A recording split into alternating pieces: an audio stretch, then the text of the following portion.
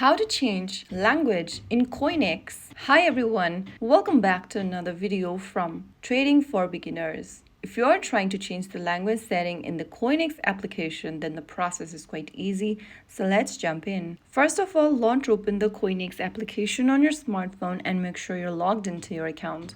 Once you're inside the home page, go to the upper left corner and tap on your profile icon. Now you'll end up in this expanded menu where you'll need to click Preferences. Under Preferences, select the language option and choose the language of your preference. After you select a language, the app should automatically switch into your preferred language display. Go ahead and make your selection, and once you do that, you'll be able to change the language in CoinEx. So that is how it's done. If you found the video helpful, don't forget to like, share, and subscribe to our channel. I will see you again in the next episode. Stay tuned and thanks for watching.